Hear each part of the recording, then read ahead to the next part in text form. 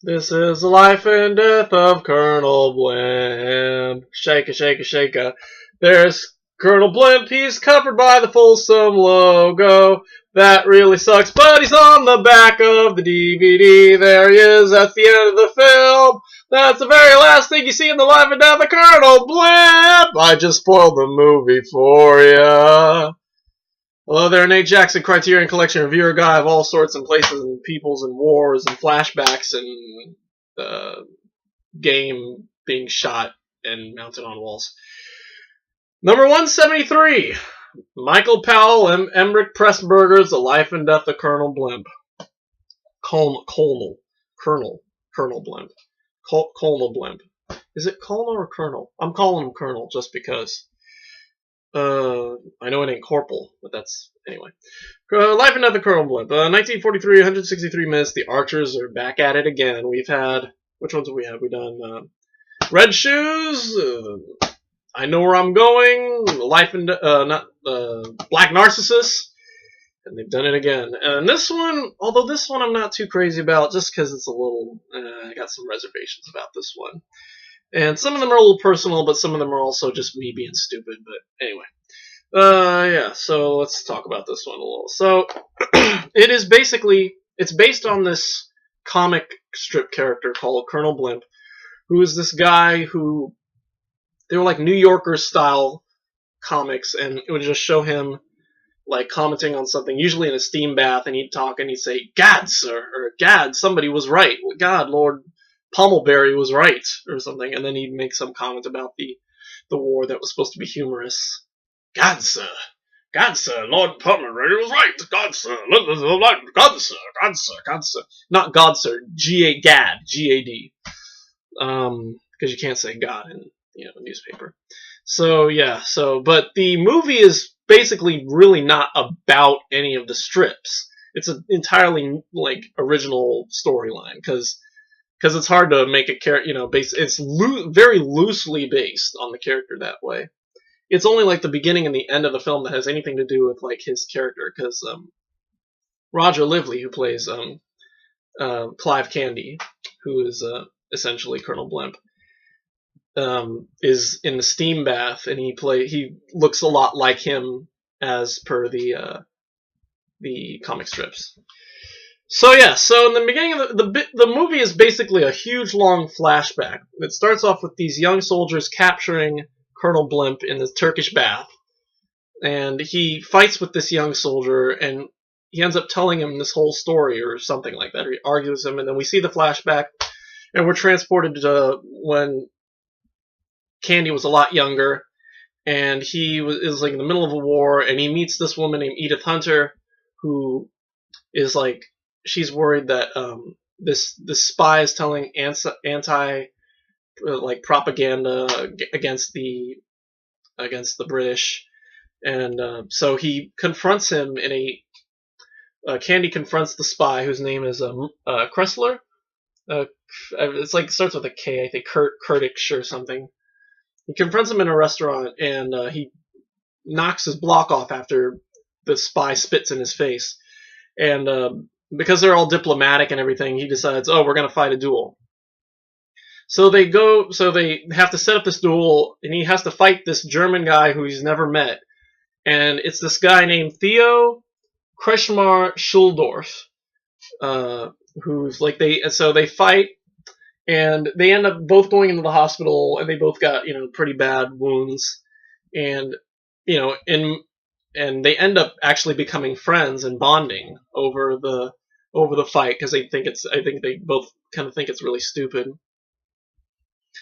So anyway, while they're in the hospital, they meet a woman whose name is what's her name? Barbara Wynn. She's a nurse, and actually I think that's much later. It's Edith or Barbara. I think she comes by, and no, that's much later. Edith ends up marrying Theo, even though Candy finds out too late or realizes too late that he's in love with her. And this is where the storyline kind of gets a little blurry. Partly because of the simple fact that Deborah Kerr, who we remember from Black Narcissus, plays 3 different people in this film, and this is where I just kind of said, you know what, fuck this. That's just kind of really stupid, and I don't know. I mean, I know what they were trying to do, but I don't know. There's something about it that I didn't care much for. Maybe because Deborah Kerr looks like Joan Fontaine, and I'm still not over friggin' Rebecca. So maybe that was a problem. Having to see her face all the time was kind of, kind of annoying. Felt like that stinking obscure object of desire, but except with the same actress. So, and the same and different, except it's the other way around. The same not 2 actresses playing the same part, but three parts played by the same actress. But anyway, so yeah, that was kind of annoying. But yeah, so Theo ends up marrying Edith, and Candy ends up marrying this nurse named Barbara, who both played by Kerr, and they go on, and I guess like I said, here's where it gets really blurry because I'm like lost. Like it's basically just shows like their progression in the war, and it shows like how the British dealt with the war and all that, and how Colonel Blimp kind of like is stuck in his old ways of like the old wartime. And this is the other thing that like I really didn't like or care much about this film, because I'm really not hip to the whole, how the British fought wars back in the day. And so it's just a little weird. Yeah, so I didn't really understand it because of that. And it's like, it felt overly British. And while I don't see, I mean, there's nothing too wrong with that, but it's a little too far back for my knowledge of the British, British and all that. But yeah, maybe someday I'll come back to it and I'll learn more about it. But yeah, so anyway, it just shows like, and the way that you tell what time it is because I guess it shows Candy's wall, and for every year we progress, it shows a different animal that he shot. It shows a plaque, and then it shows the animal, like the head of the animal mounted on his wall, and it shows like the years, and we go to 1914, then we go like to the Second World War and all that. And I guess Theo and Candy, stay friends for the most part. There's a little bit of a tiff at one point, but when he finds out that, I guess he finds out that, I think Theo comes to the realization that Germany is going to lose the war, and so he ends up siding with Candy anyway. And so they progress on till we get back to the present time, where now Deborah Kerr is playing Candy's driver, Johnny Cannon, or Angela Cannon, technically. And so then we come back to the front, where we came back to the Turkish bath, where the young soldier, who is actually Angela's boyfriend, goes off to capture Candy, and he ends up, they have a fight, and then Candy, I guess, loses his house or something like that, and so he ends up like realizing finally, once at last, that that this is the new army, and he has to kind of like step back and let them fight the war, and he can't just keep fighting, he has to let the new blood in, And so at the end of the film, they watch the parade, and then parade by, and they salute, and yeah, that's pretty much the end of Life and Death of Colonel Blimp. The only thing that keeps me from giving this a really, really low score is that it's Powell and Pressburger, and they shoot it like Powell and Pressburger. It looks and feels like a Powell and Pressburger film. So it's shot with just this overtly gorgeous, like dramatic, cinematography. And yeah, that's what just like, we saw with the Red Shoes and I Know Where I'm Going, and well, maybe not so much as I Know Where I'm Going, but Red Shoes and Black Narcissus, definitely, partly because of the color thing. So yeah, that kept my attention basically throughout the film. But apart from that, it ran on a little too long. It was really confusing at times, mostly because of my lack of knowledge and it requires a certain amount of knowledge of the war too. And the First World War is just something that I personally just don't know a lot about. Second World, if they had really gotten to the Second World War a little more, then maybe I could have understood what was going on. But yeah, the First World War just really is just kind of lost on me. So yeah. So because of that, I'm not going to give it a high score. I'm going to give this film a B minus. It's not the greatest film. It's definitely probably, although I would like to think it's actually probably better than I Know Where I'm Going because of that, because it doesn't have an annoying ass song. So I would like to see this again, more than I would I Know Where I'm Going. But I don't know when though. So yeah, that's all I can say about this one really.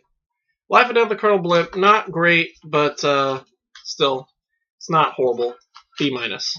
Supplements. There is a 24-minute documentary produced by Carlton Television called "The Profile of the Life and Death of Colonel Blimp," which is just basically tells the story of the movie as told by Stephen Fry and Emmerich Pressburger's grandson or something like that, and so film historian Ian Christie, and yeah, and I think one of the cinematographers. And yeah, so that's basic that, and then there's some, stills behind the scenes, and then there's a couple of the cartoons of David Lowe, who created Colonel Blimp, the Colonel Blimp cartoons. So yeah, those were actually kind of funny. They're kind of like a lot of hyperbole and, well, maybe not hyperbole, but like oxymorons and stuff like that. So not bad, but overall it doesn't. The movie just kind of feels a little inflated. So. Live and Death of the Colonel Blimp, B minus. Oh, yeah. Yeah, so that's it for me. Thursday night, we got number 174 Band of Outsiders. And then hopefully this Saturday, Fear Loving Las Vegas. Oh my gosh. Featuring your friend and mine, Josh Jackson, and his girlfriend, Caitlin. And we will be doing the review sometime that night, so stay tuned. And as far as future ones, The Killers is still on its way. The Lost Art of Katharina Bloom, I think, still hasn't shipped off, so I may just be doing the movie version of that one. I don't know. And then I put a hold on the next couple. My Life as a Dog is on its way. And then the I Am Curious Yellow and Blue should hopefully on their way. I should have checked before I started this review, but anyway. And I think that's as far as I've got caught up as far as putting them on hold. So anyway, that's it for me. Thanks for watching. Morals. Don't get a whole bunch of actresses, even if you're trying to prove a point.